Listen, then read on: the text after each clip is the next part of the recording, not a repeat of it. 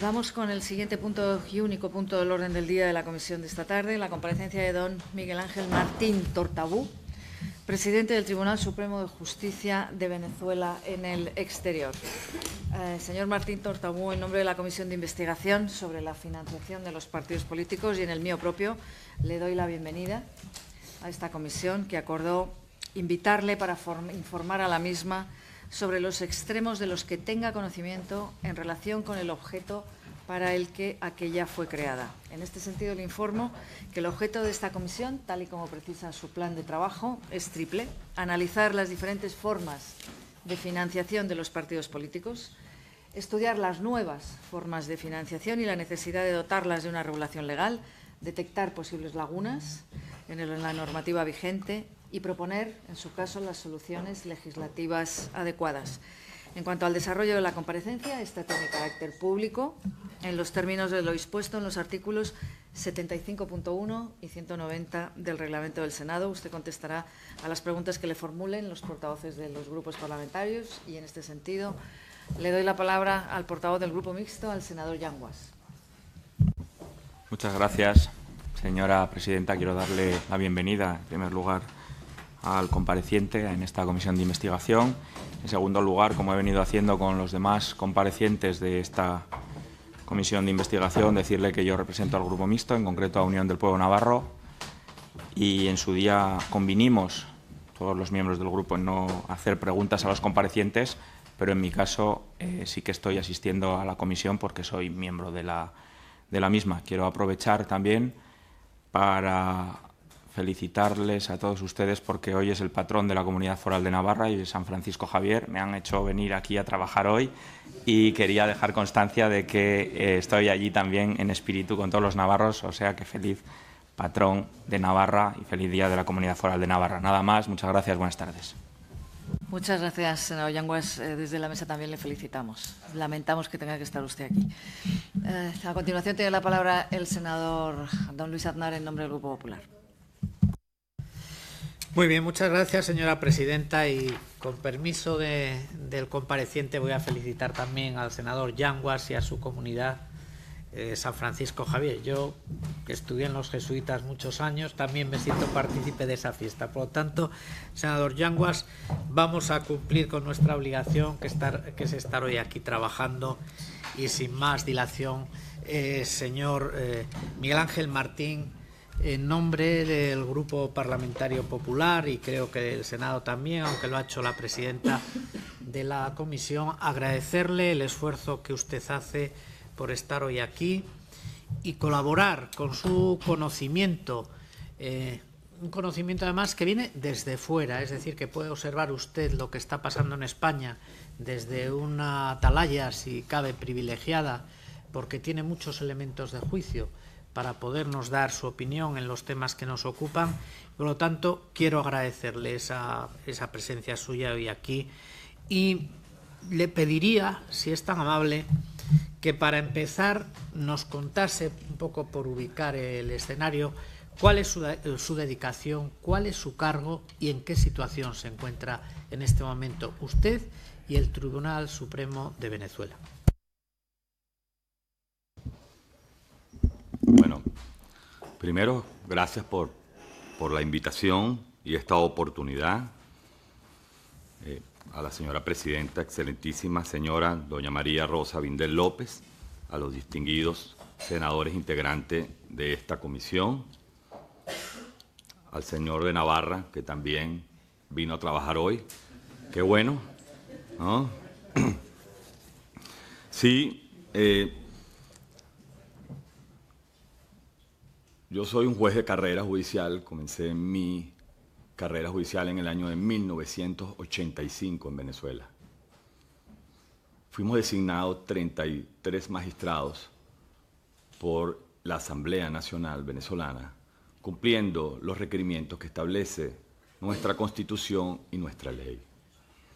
Posterior a nuestra designación y juramentación, que fue hecho cumpliendo, repito, todos los pasos que establece nuestra Constitución e incluso en forma inédita nuestra designación también fue producto de un plebiscito que se formuló al pueblo venezolano. Digo que de forma inédita porque no es usual hacerlo.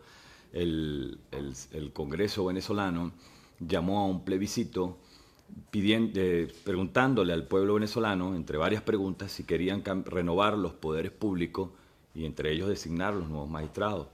Los venezolanos tomaron una decisión, el pueblo votó, se expresó, pidió la renovación de los poderes y producto de eso y de un proceso legal fuimos designados cumpliendo con los requerimientos. Por lo tanto, contamos con una legitimidad democrática y una legitimidad de origen, porque nuestra designación fue producto del órgano legislativo competente y cumpliendo los procesos legales.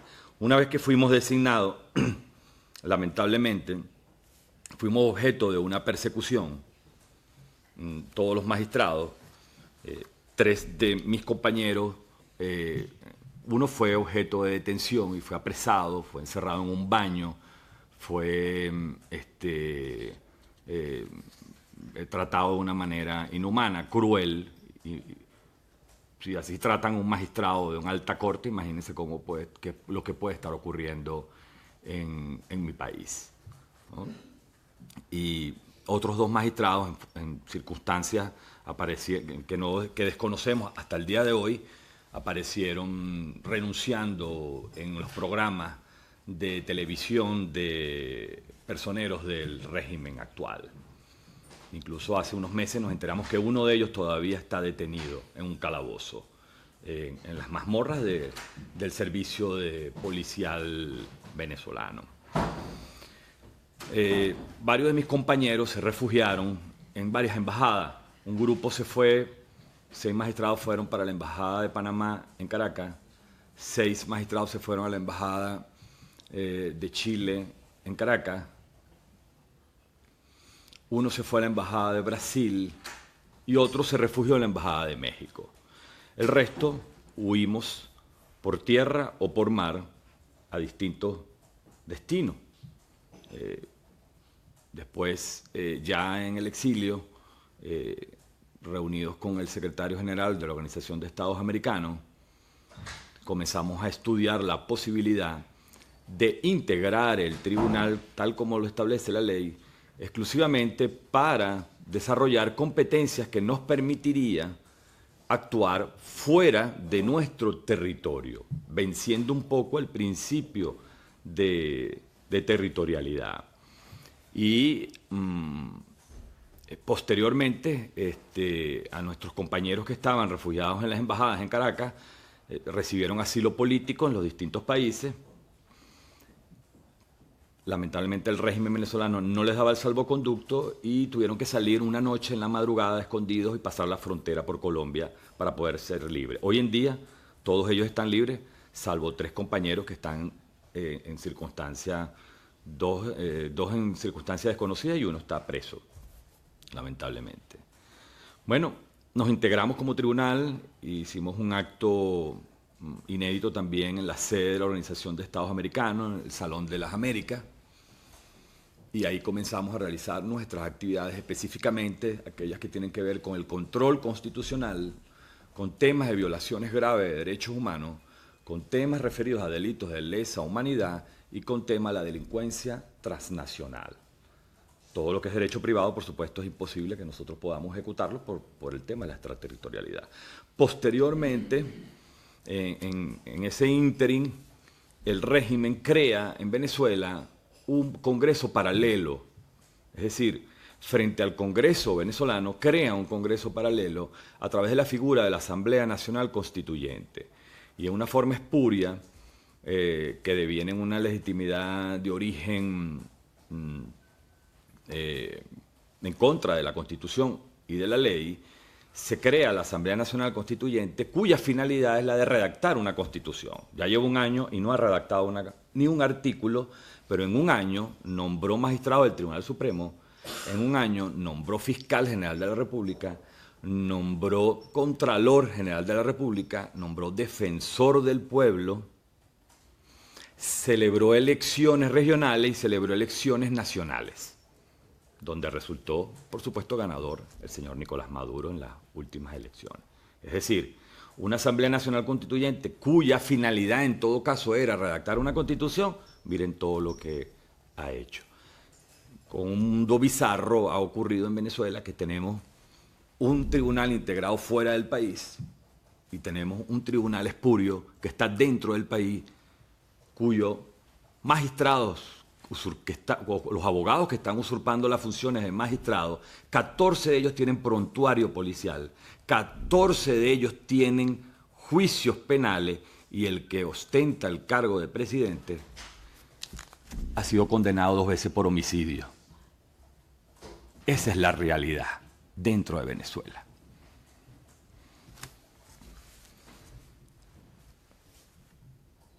Los que estamos afuera estamos haciendo un trabajo de país. Y en la medida que hemos ido revisando previas denuncias formuladas por ciudadanos venezolanos, nos hemos encontrado que lo que está ocurriendo en Venezuela es algo que supera es inédito, supera lo usual. Es lo que yo he calificado como la banalidad del mal. Y es porque no se trata de un simple delito de corrupción de un país en Sudamérica. No, va mucho más allá. No se trata de una violación de derechos humanos. Va mucho más allá. No se trata de un éxodo de personas. Va mucho más allá. Aquí hemos descubierto que hay una peligrosa conspiración internacional en donde están involucrados varios países. Mi presencia aquí no es, la cual agradezco esta oportunidad, me permite repetir algunas advertencias que yo he hecho en el Senado norteamericano, en el Senado chileno y en el Senado colombiano. Y ahora aquí. Y es advertir que nosotros los venezolanos vivíamos en una zona de confort, pensábamos que no nos podía ocurrir nada. Y miren ahora lo que nos está ocurriendo. Un país que tenía un buen estándar de vida, éramos un país con todos los problemas de los países democráticos, pero nuestra zona de confort nos impidió ver lo que venía enfrente y lo que está ocurriendo y que se está expandiendo como un germen en varios países del mundo. No quisiera que de verdad le sucediera a España lo que le está sucediendo a Venezuela y a otros países, de verdad que no quisiera. Nosotros, dentro del marco de nuestras actividades, cumpliendo, repito, con deberes que están en nuestra Constitución, avalados por nuestra Asamblea Nacional, que es la que nos designó como magistrado. Yo traigo la documentación donde hago una presentación, se los voy a dejar, una presentación de lo que es el tribunal en 2 páginas para no agotarlo, una carta de reconocimiento de parte del presidente de la Asamblea Nacional a nuestras actividades en el exterior. Hoy en día, ese presidente de la Asamblea Nacional vive en el exilio. El fiscal general, la fiscal general también vive en el exilio. Alcalde, bueno, aquí tienen ustedes al alcalde Ledesma, que lo han recibido, ¿no? Vive en el exilio. O sea, tenemos alcaldes, tenemos gobernadores, tenemos diputados, tenemos congresistas, en fin, y también hay magistrados. Entonces, todos los que estamos afuera estamos luchando por rescatar la democracia. Yo, con todo respeto, no vengo a involucrarme en la política interna de España. No es mi intención, pero sí es mi intención advertir lo que está ocurriendo en Venezuela y que va mucho más allá del territorio venezolano. Dentro, volviendo un poco a lo que es el tema del tribunal, nosotros hemos dictado un grupo de decisiones que también, yo les dejo un resumen de las decisiones más importantes, todas a petición hechas por venezolanos o grupos venezolanos. Aquí les hago un resumen y les dejo un link. Por ejemplo, nosotros declaramos que esta Asamblea Nacional Constituyente fue creada bajo la figura de un fraude constitucional con la finalidad de un control del poder político.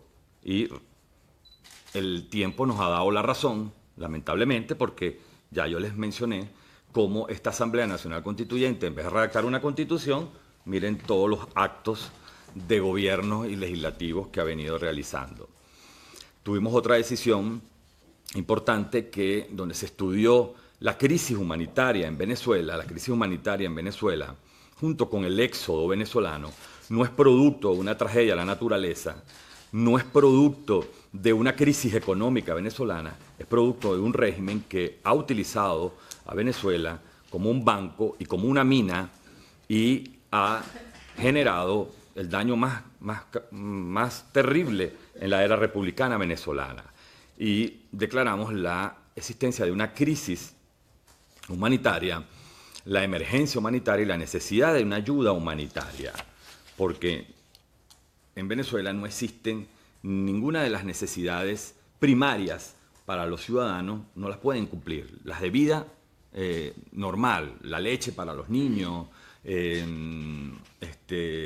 hasta la gasolina para los vehículos, parece increíble, pero es un país petrolero y no hay ni siquiera gasolina para los vehículos. En fin, es una calamidad, hay una crisis gravísima en alimentos y en materia de salud. Los venezolanos están muriendo. Todos los días están muriendo venezolanos por hambre y por no tener una atención de salud. Es una crisis muy grande y ese éxodo venezolano que ha habido, que está generando un problema en los países fronterizos. Aquí ha venido un grupo importante para España. Vienen como apátridas, no tienen ni siquiera documentación, no tienen pasaporte, no tienen seguridad social, los títulos no les son reconocidos, no le dan las apostillas de los documentos. Es terrible el requebrajamiento del tejido social y el sufrimiento que estamos viviendo los venezolanos, adentro y afuera. Hubo otra decisión que consideramos importante, y es que el señor Hugo Chávez, antes de morir, nos separó del sistema de protección de derechos humanos interamericanos, que es la Corte Interamericana de Derechos Humanos, que está en Costa Rica, y la Comisión Interamericana de Derechos Humanos, que está en Washington. Lamentablemente, el señor Chávez, sin consultarlo a la Asamblea Nacional, sin hacer un plebiscito para que el pueblo decida, nos separa del sistema de protección interamericano de derechos humanos. Nosotros declaramos que es una violación al derecho natural y ordenamos la incorporación de Venezuela en el sistema de protección de derechos humanos, no solo en América, sino en el Tribunal Europeo de Derechos Humanos, toda vez que los venezolanos están padeciendo una violación sistemática de derechos humanos. Esto fue notificado a la Corte Interamericana y han empezado a recibir las denuncias de los ciudadanos venezolanos. Declaramos a Venezuela como un Estado fallido, y es porque no existe un sistema judicial, un sistema policial, un sistema fiscal que atienda las necesidades primarias del acceso a la justicia. Y por lo tanto activamos, al no haber un Estado de Derecho, declaramos el Estado fallido, activamos la justicia universal y transnacional, con la finalidad de que a través de los convenios internacionales pudiésemos usar como vehículos jurídicos otros países dentro de lo que es la justicia transnacional universal. Ustedes los españoles saben muy bien de qué estoy hablando, porque ustedes en la Constitución de 1978, además que han tenido experiencia suficiente en materia de derechos humanos, han sido la bandera en materia de derechos humanos y han sido importantes en la materia de derecho de la justicia universal. Y precisamente ese es uno de los temas que nosotros activamos.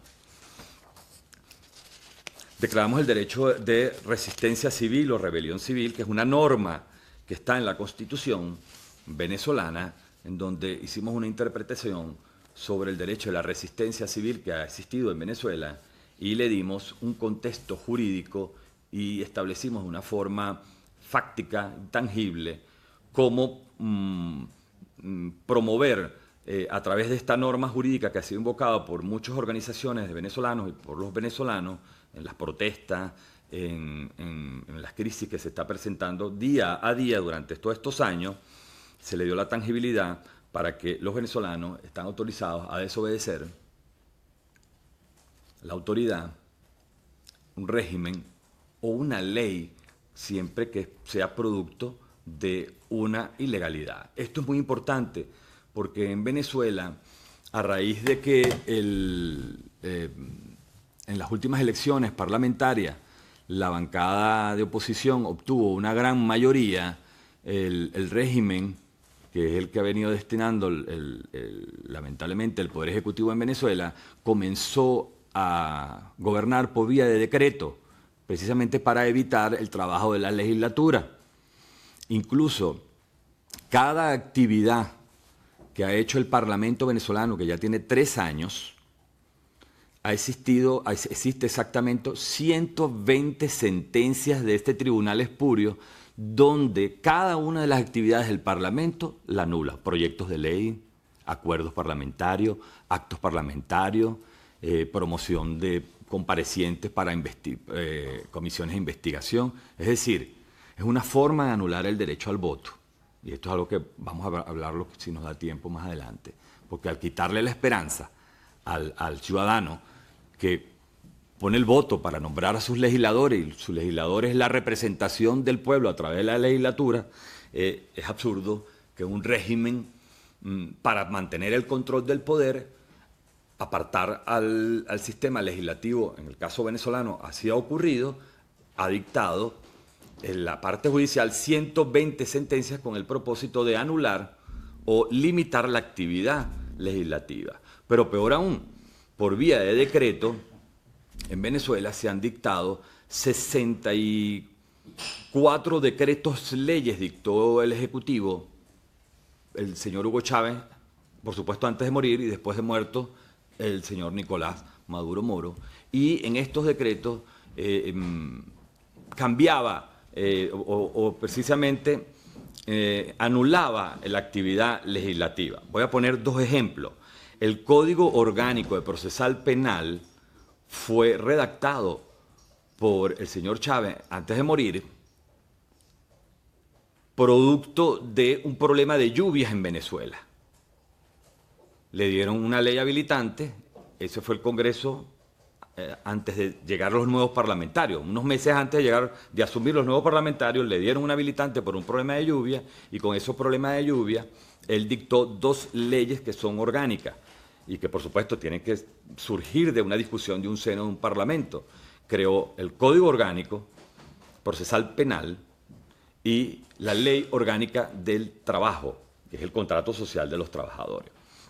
Estas son cosas que han venido sucediendo, y este artículo 350 permitió activar un derecho de resistencia civil. Ya para terminar esta parte, también nosotros hicimos un estudio del sistema automatizado de votación en Venezuela y detectamos que en la data electoral no es limpia, ahí hubo cambios de circuitos electorales, hubo cambios en la población electoral, en donde el régimen, en el cambio electoral, utilizó un mapa electoral con la finalidad de mantener un control. También a través de estudios de matemáticos y de expertos de la empresa Smartmatic, que fue la que estableció el sistema electoral venezolano, también se detectó que hay tres fases en el proceso de elección que impiden que sea limpio. Por lo tanto, nosotros anulamos cualquier elección electoral y consideramos que hay que cambiar a los rectores del Consejo Nacional Electoral, pero también hay que hacer una revisión de la data electoral y del sistema electoral, y que mientras eso no ocurra, las votaciones en Venezuela tienen que ser manual. Esto es algo que, bueno, es para el futuro. Recientemente hemos enjuiciado al señor Nicolás Maduro por un caso de corrupción. En este caso nosotros observamos que utilizaron la vía de la contratación de obras, que es el caso de Odebrecht.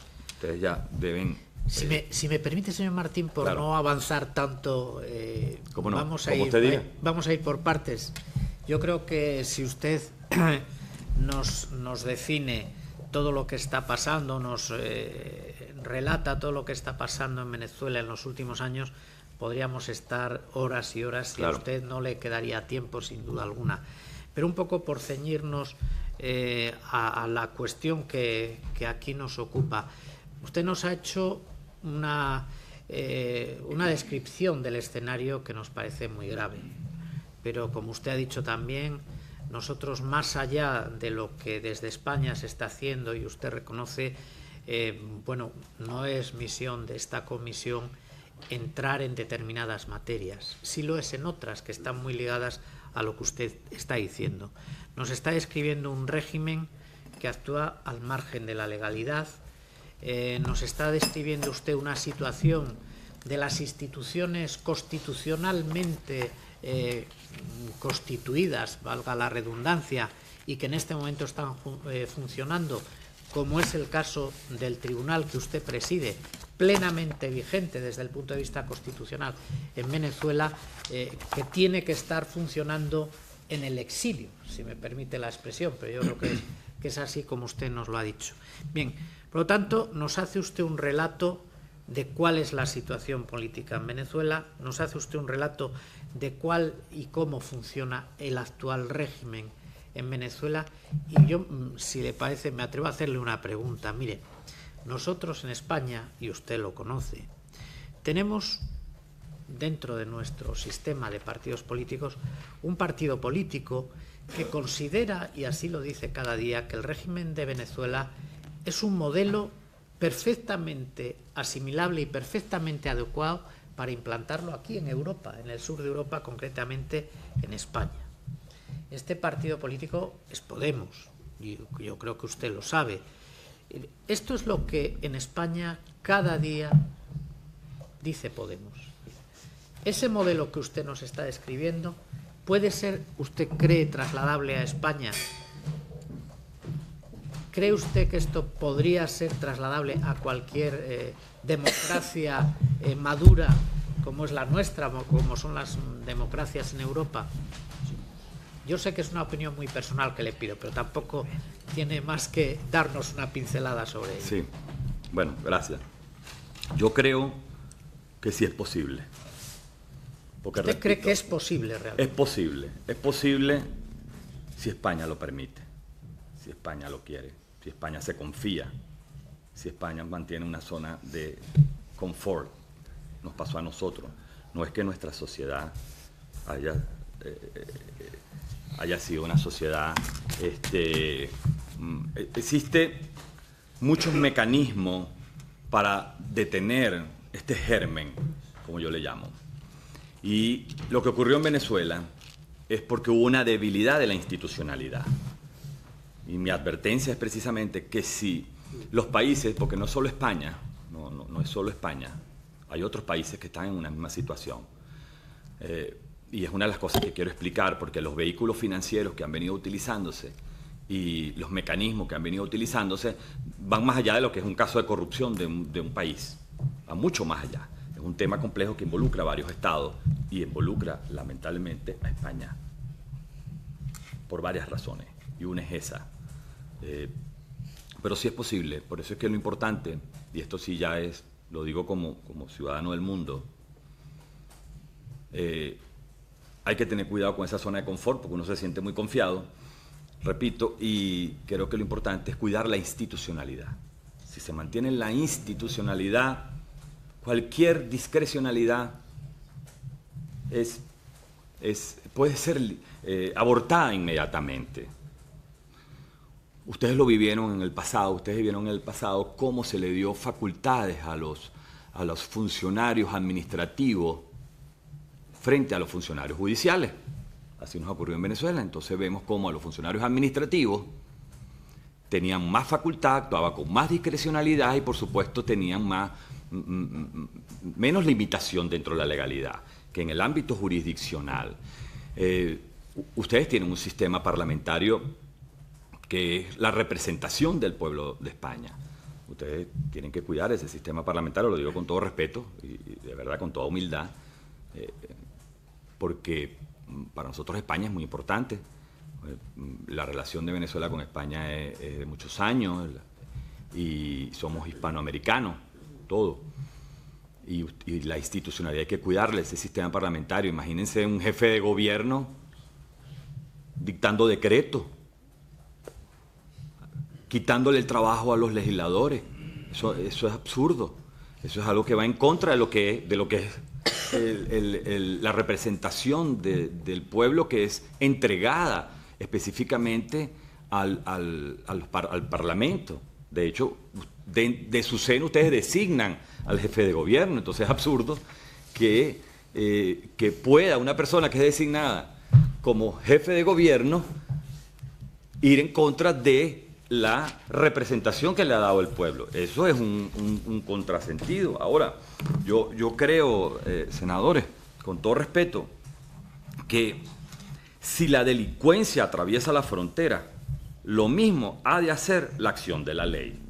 El hecho de que nosotros como tribunal estemos integrados fuera de nuestro país y estemos realizando actividades para rescatar la democracia en Venezuela y para advertir lo que hemos detectado, es precisamente dejarnos de preciosismo jurídico y irnos más al fondo de la intención de nuestra legislación, porque si el crimen avanza utilizando diferentes figuras para ir creciendo, la ley no puede detenerse, la ley tiene que avanzar de la misma manera, porque es la única forma que pueda atajarlo y que pueda detenerlo, si no es imposible.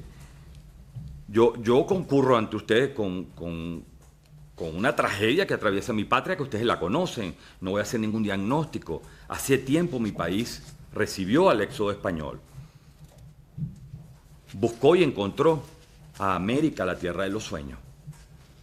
Ahora las cosas cambian, ahora yo tengo que agradecer al pueblo español por la solidaridad con que cada día distingue a los venezolanos que han recibido con mucha calamidad. Y quiero que siempre, por favor, mientras dure esta situación, nos cuiden, porque de verdad estamos viviendo una calamidad. Es un requebrajamiento del tejido social. Se separaron las familias, Los padres ya no ven a los hijos, los padres ya no ven a los abuelos, ya ni los amigos, es decir, ni tus compañeros, ni tus estudios, o sea, tu vida normal te la han quitado. Entonces esto es un peligro. Venezuela, el poder lo ostenta un régimen que hoy en día es considerado un estado mafioso. Ni siquiera es un estado narco, sino es considerado un narcoestado. Porque el Estado es el cartel. ¿Y por qué es el cartel? Que es lo más grave. Porque su finalidad delictual es perpetuarse en el poder. Es controlar el poder, no solo dentro de Venezuela, sino a nivel internacional. Y es ahí precisamente donde se afecta la seguridad nacional de otros países. Nosotros creemos que la única solución de la redención en Venezuela es la reinstauración del Estado de Derecho. Hay una publicación de una organización que está en Washington, Inside Crimen, que hace referencia a 7 presupuestos que se cumplen en Venezuela para considerar a un país mafioso. Yo solo lo voy a citar. 1, altos niveles de violencia. 2, penetración del alto gobierno por elementos delictivos, que es el caso de la creación de grupos paramilitares o colectivos en el gobierno. Amplia evidencia de cleptocracia. Es más que una anomia. Es el Leviatán de Thomas Hobbes en su N-potencia. Traspaso del monopolio de la fuerza del Estado a grupos irregulares e ilegales. Los grupos irregulares, la FARC y el ELN, de acuerdo a los organismos internacionales y a los estudios internacionales, su presencia en el país, el régimen le ha cedido el territorio. El ELN entrena a personas en la ciudad de Caracas, controla la frontera, controla las áreas básicas. Es una ocupación y todo eso está demostrado y hay prueba de eso. La FARC igual. Y peor aún, tenemos también el narcotráfico, porque dentro de Venezuela ahora vive el narcotráfico y la guerrilla. Y entonces imagínense esa combinación, el narcotráfico más el terrorismo, organizaciones terroristas, y las organizaciones terroristas lo que buscan es el control de un poder político, no buscan solo dinero, ¿no? Y unidos estos dos elementos con un país se hace muy, muy grave. También tenemos aquí el traspaso, el crecimiento exponencial del crimen organizado, los altos niveles de violencia protagonizados por el Estado, la exportación de la criminalidad, que son acumulación de pruebas internacionales, de los delitos que están perpetrados por Venezuela. Todas estas características, bueno, van acompañadas ahora de una estampida de personas. Ahora, nosotros como autoridad judicial legítima en Venezuela seguimos y seguiremos trabajando por el retorno del Estado de Derecho, basado en la institucionalidad, porque estamos convencidos y está comprobado que el origen del mal es por la debilidad de la institucionalidad. Si hubiésemos tenido una institucionalidad más firme, más sólida, no nos hubiera ocurrido esto. La financiación ilegal de los partidos políticos, la respuesta a una sociedad democrática. Las sociedades democráticas deben responder a este reto con un enfoque integral. Para ello se deben cumplir elementos necesarios que deben trabajarse de una manera sincronizada, dependiendo del tipo de sociedad. En las sociedades de gran consolidación democrática tenemos, por ejemplo, el rol de los medios de comunicación. Es importante los medios de comunicación para consolidar la democracia. En Venezuela, todos los medios de comunicación fueron ocupados por el Estado, tanto los radioeléctricos como la prensa escrita y las televisoras. En las sociedades de menor desarrollo relativo, la participación de la comunidad internacional es vital para evitar fraude y distorsiones en el proceso. Y en los mercados emergentes tenemos las compras de votos, que es la que está haciendo estragos. Las compras de votos tienen dos efectos muy nocivos sobre el sistema democrático. Primero, que genera un vínculo crematístico entre el acto ciudadano de ejercer la voluntad popular y la noción de república. Esto crea la idea de que una república debe dar al ciudadano una recompensa económica para ejercer el acto de votar. Ese mismo ciudadano que espera le paguen por votar es el que espera que el Estado resuelva sus problemas. ¿Por qué menciono esto? Porque en el caso venezolano se entregó y se entrega mucho dinero para que la gente vaya a votar. O se le da misiones, beneficios sociales a cambio de que vayan a votar. En segundo lugar, la compra de votos crea incentivos para la corrupción en sociedades donde la supervivencia se garantiza vía redes legítimas. Todo esto se inició, esta situación en Venezuela cambió la era democrática de Venezuela a raíz de la creación del Foro Sao Paulo. Y es aquí el origen del problema, no solo de Venezuela, sino de mucho de lo que está ocurriendo en América y parte de Europa. El Foro Sao Paulo, por primera vez una organización criminal vinculada al narcotráfico y al terrorismo, con apoyo internacional, se apodera del poder político de una nación, toma el control de todas las instituciones y se expande no solo por Latinoamérica, sino también por el continente americano, por otros continentes, incluso en España, utilizando como mecanismo el financiamiento ilegal de partidos políticos. Este inicio del Foro Sao Paulo fue en el año de 1994, entre el señor Hugo Chávez, el señor Fidel Castro y el señor Lula da Silva. De hecho, hay testimonio. Este Foro Sao Paulo fue organizado, fundado por el Partido Comunista de Cuba y el Partido de los Trabajadores del Brasil. Agrupó a todos los movimientos ultraizquierda de América Latina y de Europa.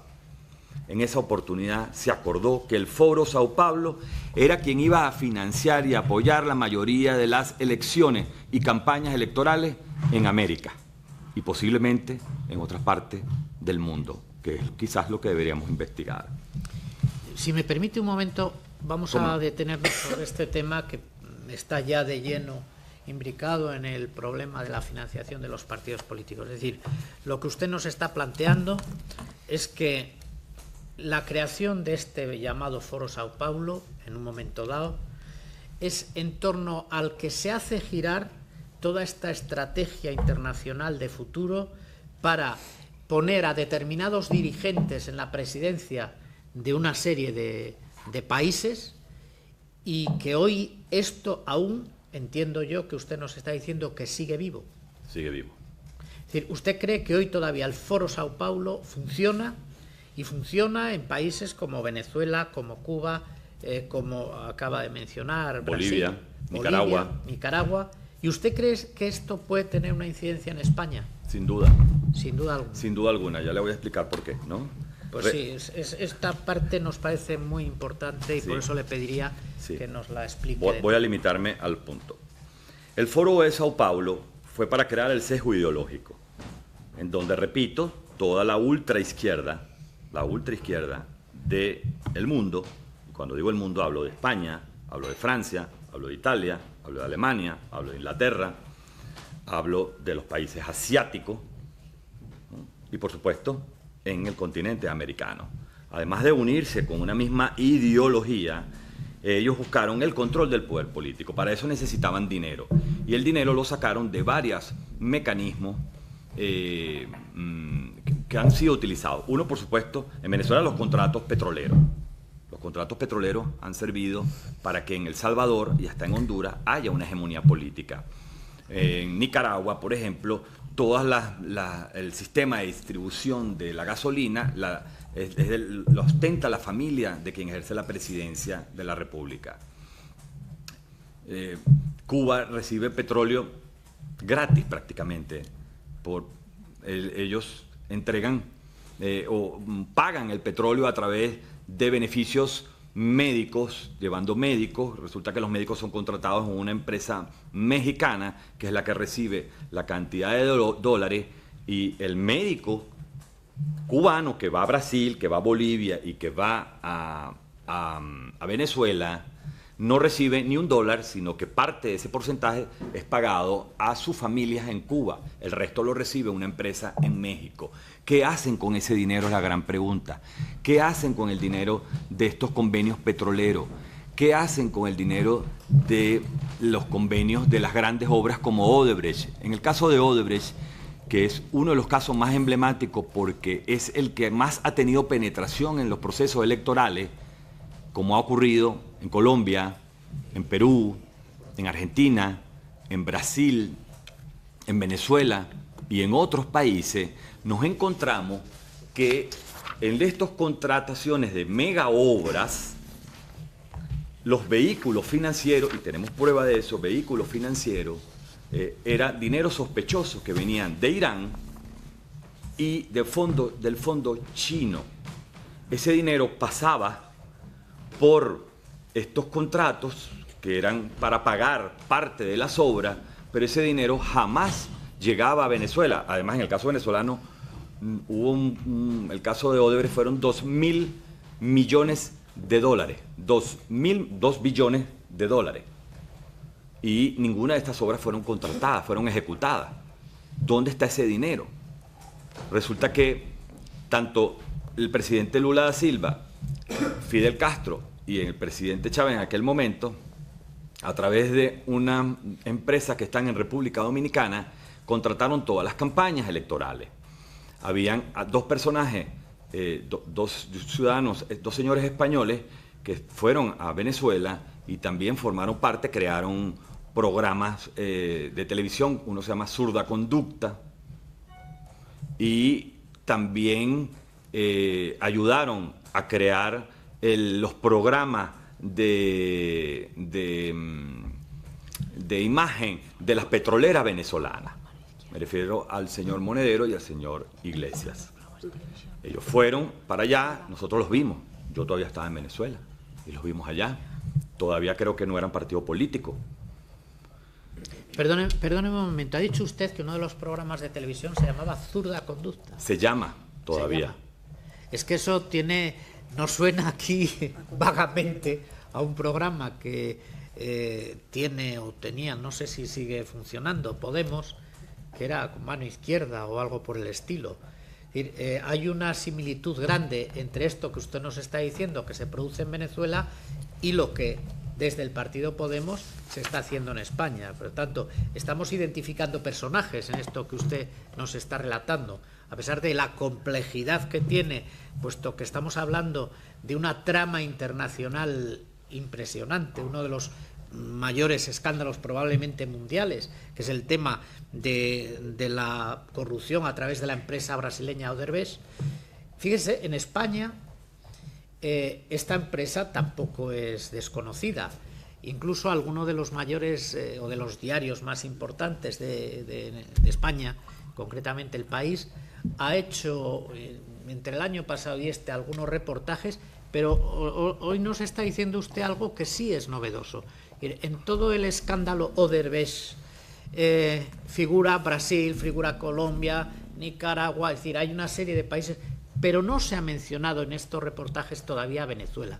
Y según nos está constatando usted, en Venezuela también está la larga mano de Odebrecht en una serie, nosotros hemos conseguido alguna documentación, en una serie de obras públicas multimillonarias que nos podrá usted decir si se han ejecutado, si no se han ejecutado, si el gobierno de Maduro ha puesto dinero ahí, dónde ha ido ese dinero. Es decir, que sí, Odebrecht en España se identifica con otros países, pero esto que nos dice usted en este momento, que Venezuela también está seriamente comprometida dentro de la corrupción que hay en torno a esta empresa, pues parece que es nuevo, o nuevo para nosotros al menos.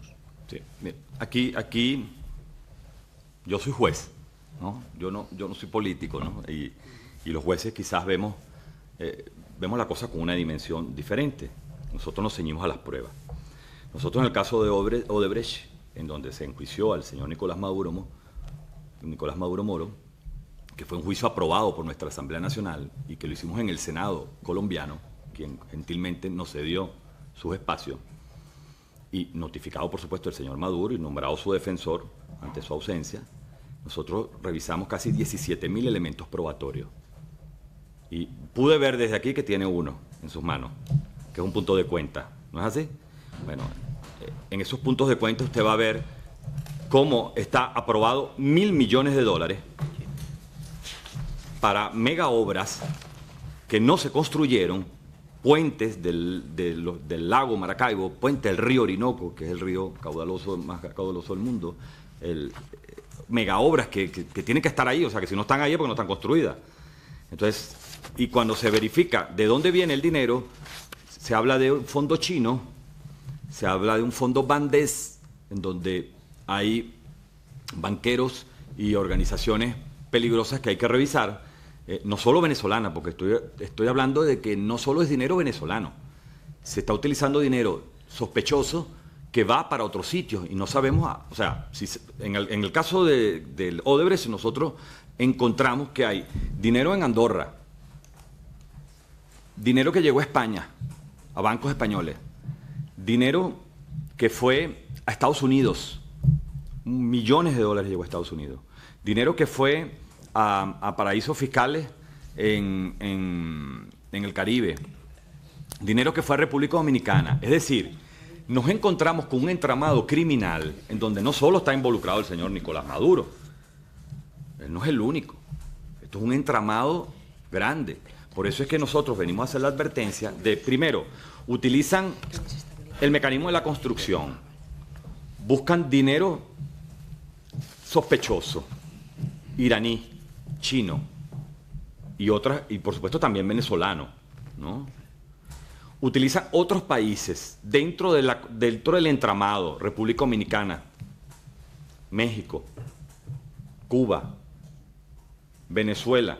Es decir, no es un problema de un delito en Venezuela, ni de un acto de peculado en Venezuela. Esto va mucho más allá. Y después el dinero se va a otros lugares. ¿A dónde va ese dinero? Porque ese dinero no es solo para comprar lujo para una persona o para una familia. Esto es evidente que va mucho más allá, porque lo que están buscando es un control del poder político. ¿Por qué digo que es un control del poder político?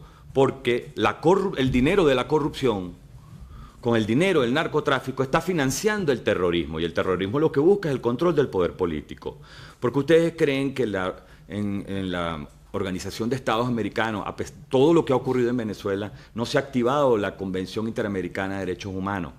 Bueno, porque muchos países han recibido preventa y entonces no votan en favor de la sanción en Venezuela. Porque el Parlamento Europeo no votaba en favor de las sanciones en Venezuela. Y ustedes saben muy bien que estaba Grecia y Portugal, y uno decía, bueno, ¿y por qué Grecia y Portugal? ¿Qué tiene que ver Grecia y Portugal con Venezuela? Bueno, después vimos ¿qué ocurre? Muchos de estos dineros, repito, han venido aquí a España, han ido a Andorra, han ido a Estados Unidos. Con Estados Unidos tenemos una cooperación que está haciendo una revisión, pero Estados Unidos no puede ser el único país que imponga sanciones. Sabemos que ellos tienen un sistema jurídico distinto, pero yo creo que ante esta situación que es peligrosa para el mundo, porque el Foro Sao Paulo tuvo la finalidad y tiene la finalidad de crear un control del poder político, y cuando ya tenemos organizaciones terroristas, entonces esto es una advertencia que tenemos que cuidar. Cuando yo hablo de dinero que ha llegado a Estados Unidos, a España y a otros países, es increíble, llega a través de una figura novedosa que nosotros en Venezuela le llamamos los boliburgueses o los bolichicos. Perdóneme, ¿puede esto tener algo que ver con alguna de las recientes detenciones que ha habido en España de algunos miembros conocidos de la sociedad venezolana? Bueno, yo creo que este es un tema que ha estado en los medios de comunicación, que adquieren edificios, que blanquean el edificio presuntamente a través de la compra, pues repito, de edificios inmobiliarias. ¿Esto puede tener algo que ver? Totalmente, porque estas personas, estos boliburgueses o bolichicos, algunos han sido funcionarios del Estado, como el que detuvieron aquí. Pero el que detuvieron aquí, que él trabajaba en el sistema eléctrico venezolano, fue detenido por un proceso judicial que había en Estados Unidos, solo que lo dejaron aquí porque está cumpliendo una pena por un delito cometido aquí en España, y después, según lo que tengo entendido, después será extraditado a los Estados Unidos. Estas personas se han llevado millones y millones de dólares. Estas personas han hecho, se han lucrado, ellos y su familia. Ellos y su familia. Aquí los podemos ver en Paseo de La Habana. ¿Aquí en España? Aquí en España, a los hijos, cómo apartan las discotecas y cómo gastan todo su dinero, ellos y sus familiares. ¿Pero usted cree que ese dinero va estrictamente a beneficiar a una serie de, llámelos como usted quiera, o los digo yo, golfos, bolichicos corruptos, o boliburgueses? Sí, bien. No, es que es bueno que sepan estos nombres, porque es que están aquí. Sí. Aquí les llamamos golfos, pero viene a ser, yo creo, que la misma figura. Pero usted piensa que parte al menos de ese dinero, que por lo que nos está contando, y además, en fin, esto es algo que se está persiguiendo por las autoridades americanas y por otra serie en este momento de países, se está haciendo este seguimiento de esos dineros, pueden haber ido o van a la financiación de determinados grupos políticos? No digo ya solo aquí en España, sino en otras partes también. O simplemente es para el beneficio de estos bolichicos, golfos o como les queramos llamar. Sí. De ahí puede salir dinero para la financiación de determinados partidos políticos con una determinada ideología, con una determinada finalidad, con unos determinados objetivos. Sí, la conexión es íntima entre esos grupos de bolichicos o nuevos empresarios, porque no eran empresarios, surgieron de la nada, surgieron estos esquemas financieros, y después vemos cómo estos dineros comienzan, porque la forma de distribuir el dinero, y ahí es donde está la rapidez del delincuente y del delito, y lo lento de la ley, porque estamos lentos, nosotros somos lentos en esto y tenemos que dejar de eso, pero tenemos los mecanismos para hacerlo. ¿Cómo? Revisando estos esquemas financieros, porque sin duda, para entregar cantidades de dinero importantes, el único que puede tener dinero importante es aquel que ha tenido contratos con un gobierno, contratos con un Estado, ejecutado algunas obras, y puede ir a un banco con un punto de cuenta y abren una cuenta bancaria, millonaria. Y después ahí puede haber una movilidad. Para eso hay que hacer una investigación muy seria. En los Estados Unidos se está haciendo una investigación muy seria de todos los esquemas financieros, porque a partir de un empresario de estos boliburgueses o bolichicos que están comprando de estos edificios aquí, ¿cómo se llama esta zona? En Recoleto, ¿no? Los ponen muy bellos los edificios por dentro y dejan el urbanismo afuera porque no lo pueden mover por razones urbanísticas. Entonces allí hay cuando comiencen a revisar ustedes esos dineros, a dónde van, a quiénes pagan, a quiénes contratan, se van a llevar una sorpresa muy grande, porque claro, para eso se necesita hacer una investigación, para eso se necesita hacer un estudio. Yo vengo a decirles aquí que en el caso venezolano no es un caso de corrupción de un país, son varios países que están involucrados. Al involucrarse varios países,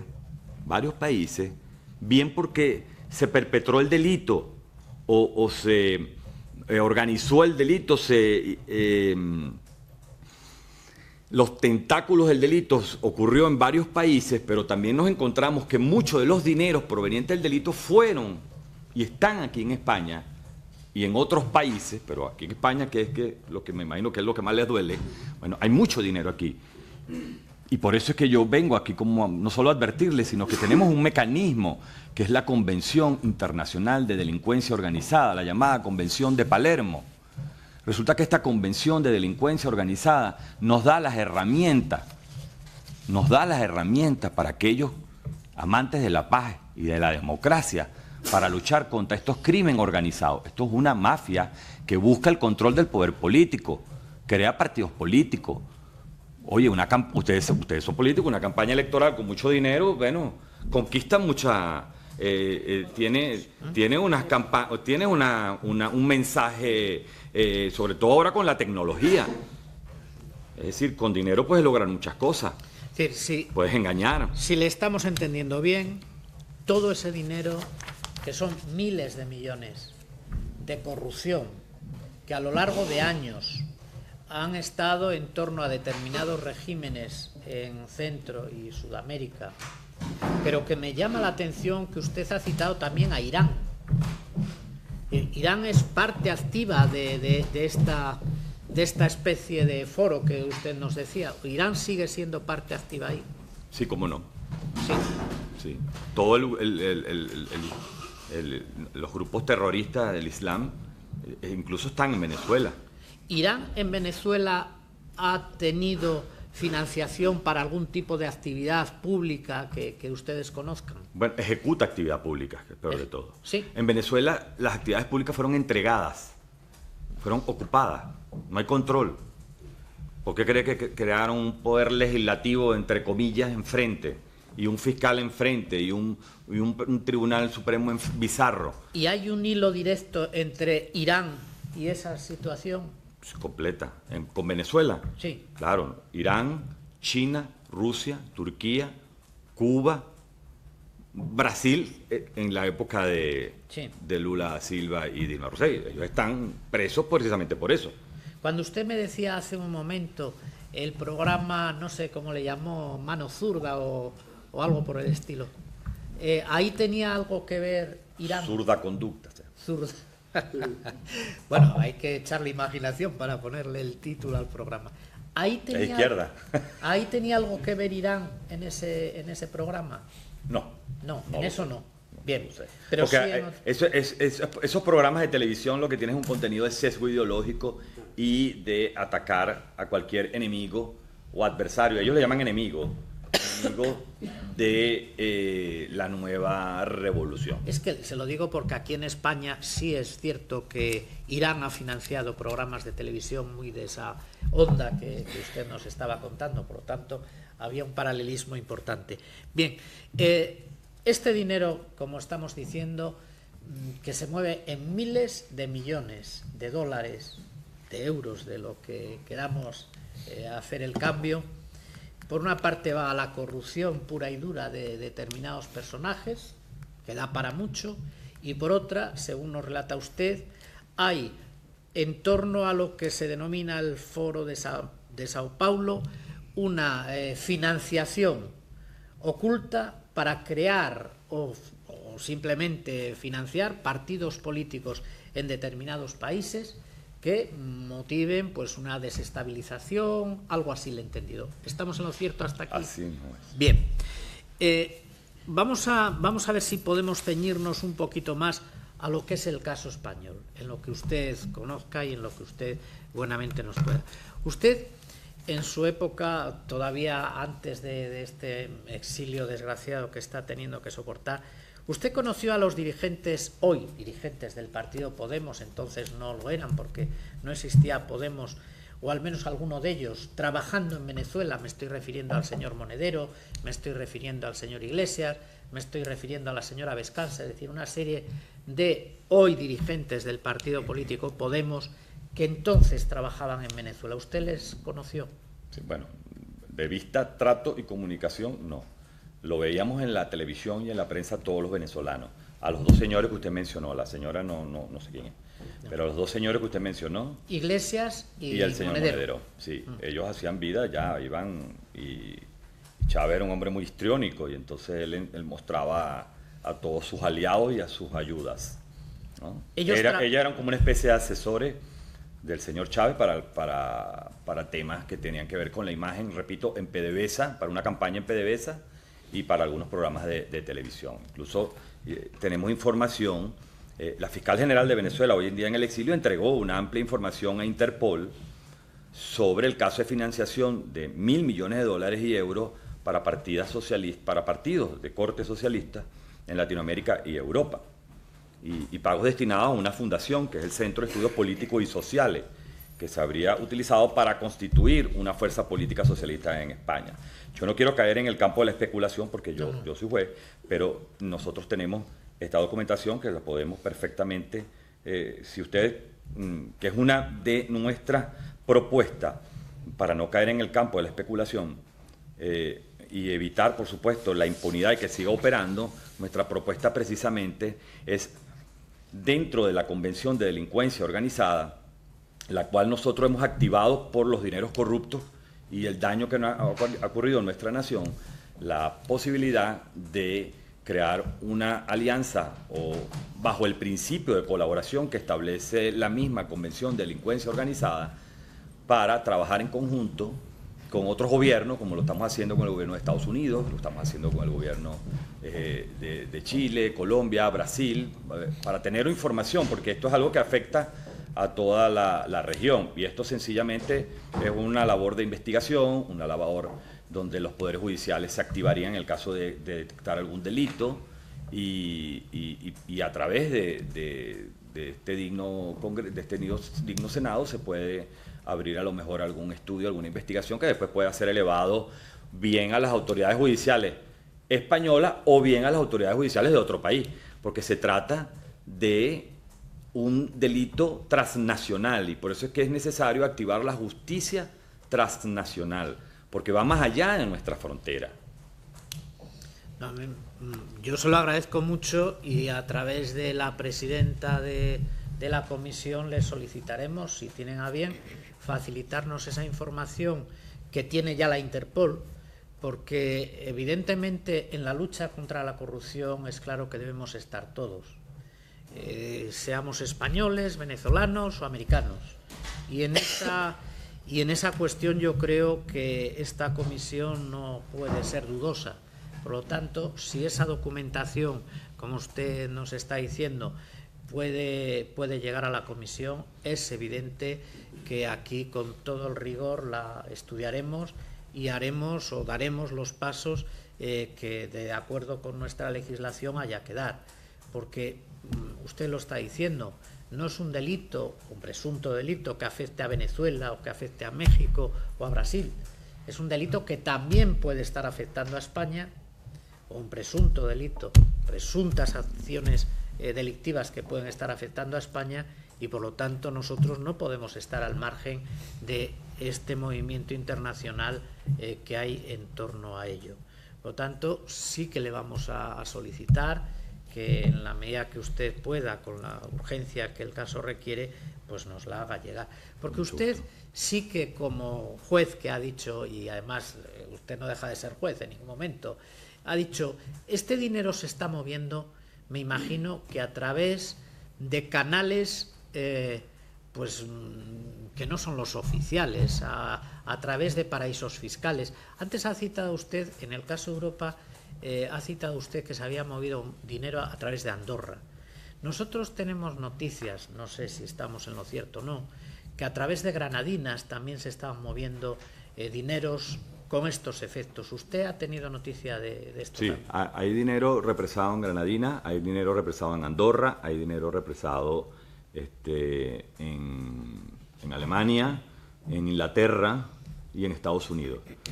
Algunos países respectivos han dictado... Nosotros, yo quiero precisar algo, senadores. Sí. Nosotros ya hemos juzgado. Nosotros declaramos responsable por los delitos de corrupción propia por haber recibido sobornos al señor Nicolás Maduro y le ordenamos pagar 25 millones de dólares, y también por lavado de dinero 35 mil millones de dólares. Pero también activamos la Convención de Palermo y comenzamos a hacer un trabajo en varios países para recabar toda la información basado en la Convención de Delincuencia Transnacional Organizada, que existe el crimen organizado, y vamos a hacer lo que podamos para hacer seguimientos a estos esquemas financieros. Sabemos que hay dinero que vino a España. Sabemos que una de las modalidades que han utilizado, yo no voy a decir que esto ha ocurrido aquí porque no tengo esa precisión, pero sabemos que hay modalidades que han utilizado, a veces utilizan pocas cantidades de dinero, no siempre son grandes cantidades de dinero, porque a lo mejor ha habido casos en República Dominicana donde se contratan encuestas, y con una encuesta justifican un ingreso, con otra encuesta, con una propaganda política, con un aviso, con un dibujo, en fin, la forma de creación que tiene para introducirse en la mente de las personas es tremendo, y tienen mucho dinero para eso. Y repito, esto es algo que está ocurriendo no solo en América, sino en Europa, y esto amenaza la seguridad nacional de todos los países amantes de la paz. Yo sé que todas nuestras sociedades en democracia tienen sus problemas. España lo tiene, pero España es un país que es bandera desde el año de la Constitución de 1978. Bandera de democracia, bandera de derechos humanos, bandera de la libertad. Y nosotros hemos recibido esa influencia en nuestros estudios de derecho. Entonces, hablar de la Convención de Palermo, de delincuencia transnacional, déjeme decirle, para que lo grafiquen mejor, la FIFA, el caso de la FIFA es un caso así de pequeñito al lado de esto que estamos hablando. Se queda pequeñito, muy pequeño, muy chiquito, frente a esta mafia criminal tan grande que maneja miles y miles de millones de dólares, que buscan control de poder político. Ellos lograron obtener el poder en Brasil, en Argentina, todavía tienen Bolivia, todavía tienen Venezuela, Nicaragua, tuvieron Ecuador. Y cuando ustedes ven los mensajes son iguales, es la misma línea de dirección que llevan. Entonces, aquí tenemos que revisar bien lo que está pasando. No es posible que este grupo de empresarios que nosotros le llamamos boliburgueses y bolichicos, y le llamamos así porque no son personas que tienen un antecedente empresarial importante, sino que de buenas a primeras, en unos años de contrato porque ejecutaron con el régimen, ya tienen millones y millones de dólares y de euros. Y entonces vemos que tienen grandes inversiones en Europa y en América, y España, por supuesto, es un gran atractivo por lo que representa para España, para los hispanoamericanos. Entonces, sí, no les podemos dejar la carga solo a algunos gobiernos. Yo sí creo que lo correcto es revisar todos esos esquemas financieros. El que no la debe no la teme. El que no la debe no la teme, ¿no? Revisar esos esquemas financieros y lo que los circunda, no quedarse allí, sino revisar al entorno, familiares, amigos, porque a veces el dinero está en manos de otras personas y es fácil de mover porque es una persona que no tiene tanta sospecha o no tiene tanto, su perfil es mediano o bajo, pues, públicamente. Entonces, mi petición es que como magistrado del Tribunal Supremo de Justicia de Venezuela, dentro de lo que es la Convención de Palermo, que es la Convención Internacional de Delincuencia Organizada, considerar, que el Senado considere, cuando oportuno y pertinente, conformar un equipo de trabajo que pueda servir de enlace, y el network que tenemos nosotros lo ponemos a la disposición a España, porque sabemos que aquí hay esquemas financieros corruptos que van dirigidos, tienen dos destinos. Uno es control de poder político y el otro es para disfrute. Pero tienen tanto dinero que el disfrute no es suficiente. Hay una finalidad que es política y eso yo les pido que por favor, es solo una advertencia que hago por la calamidad tan grande que hemos vivido en nuestro país. Tomamos muy buena nota, evidentemente, de lo que usted nos ha dicho aquí. Nos quedamos con la preocupación que usted nos traslada, que esta red que nace hace muchos años ya, como el Foro Sao Paulo, está intentando incidir y de hecho ha incidido en el gobierno de distintos países. Nos quedamos con la preocupación que usted nos traslada, que eso también puede estar pasando en España. Nos quedamos con la preocupación de investigar quien corresponda, la institución que corresponda. Nosotros como legislativo tenemos el campo de acción que tenemos, pero hay otras instituciones que están en esa obligación de investigar todo ese procedimiento de lavado de grandes, ingentes cantidades de dinero que de la corrupción pueden, como usted nos ha dicho, o creo que lo ha afirmado, están llegando a España. Nos quedamos con la preocupación de que ese dinero no solamente es para el beneficio de una docena de amigos, si me permite la expresión coloquial, sino que también está pudiendo servir para instalar en nuestro país partidos con determinada ideología y con determinados objetivos. Nos quedamos con la preocupación de comprobar que determinados dirigentes de lo que hoy es el partido Podemos, todo esto lo vivieron, lo conocieron en Venezuela, de la mano del régimen de Hugo Chávez primero y de Nicolás Maduro después. Nos quedamos con que ese dinero se mueve a través de cuentas opacas que no solamente están en Andorra, sino que están también en las Islas Caimán y en determinados paraísos fiscales, y por lo tanto nos quedamos con la idea de que se puede tomar una iniciativa para participar con otros países que ya lo están haciendo en favor de lo que son los derechos humanos y las libertades en Venezuela, colaborando con las legítimas autoridades venezolanas que en este momento pueden estar exiliadas, como es el caso del Tribunal Supremo de Venezuela. En definitiva, creo que nos deja usted aquí hoy una carga de información y de trabajo pendiente muy importante. Nosotros tenemos las competencias legislativas. Esto es una comisión de investigación dentro del legislativo, pero repito, nosotros también tenemos la capacidad de poder hacer llegar a otras instancias la documentación y la información que a través suyo, cosa que le agradecemos ya de antemano, pueda hacernos llegar. Esta es una lucha que no tiene solamente color venezolano, color español o color francés. Esta es una lucha internacional contra todo lo que usted nos ha expuesto hoy aquí. Y en ese sentido creo que no hay ninguna duda de que el Parlamento español es un Parlamento comprometido con los derechos humanos, es un Parlamento comprometido con las libertades y es un Parlamento comprometido sobre todo con los pueblos hermanos, como es en este caso el pueblo de Venezuela.